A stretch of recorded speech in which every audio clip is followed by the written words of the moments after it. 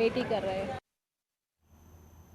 टिहरी झील में इन दिनों दूर दराज से भारी संख्या में पर्यटक पहुंच रहे हैं, लेकिन पर्यटन विभाग की अनदेखी के चलते बुनियादी सुविधाओं के अभाव में पर्यटकों को खासी परेशानी झेलनी पड़ रही है।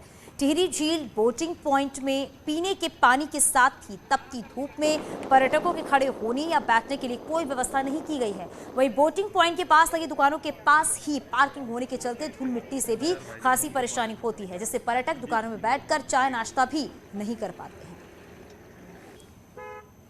धूल मिट्टी काफ़ी उड़ रही है और काम ठीक है वैसे, क्योंकि 2 साल के बाद जो है सीज़न आया है तो काम तो सही चल रहा है, लेकिन धूल मिट्टी बहुत ज़्यादा भी देख लीजिए। अभी इतनी दुकानें लगी हैं, आगे से गाड़ियां आ रही हैं जा रही है, कोई ये सुविधा नहीं है कि पानी का छिड़काव हो जाए या पार्किंग को सही ढंग से कहीं पे सेट किया जाए।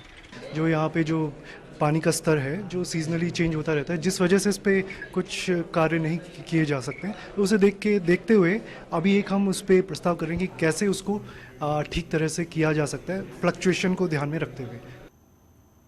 नैनीताल समेत सभी पर्यटक स्टेशन पर ऐसी भीड़ उमड़ रही है। गर्मी से बचने के लिए उमड़ी भीड़ जाम के साथ महंगाई से भी परेशान है। नैनीताल में खाने दाम पर भुट्टा मिल रहा है, तो फास्ट फूड से लेकर चाय पानी से लेकर होटल रेस्टोरेंट सब महंगा होने से पर्यटक परेशान हैं। हालात ये है कि सीजन चढ़ने के साथ होटलों में 3000 के होटल कमरे 7000 रुपए में मिल रहे हैं, तो वहीं टैक्सी चालक भी पर्यटकों से जमकर वसूली कर रहे हैं। हालांकि प्रशासन सवाल उठाए जाने के बाद भी अभी तक कोई कार्रवाई नहीं हुई है। प्रशासन ये कह रहा है कि कार्रवाई की जाएगी।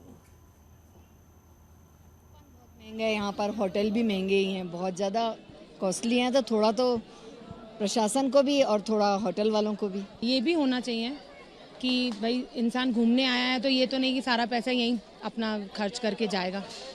थोड़ा बहुत तो टूरिस्ट लोगों के लिए भी इनको कंसेशन रखना चाहिए।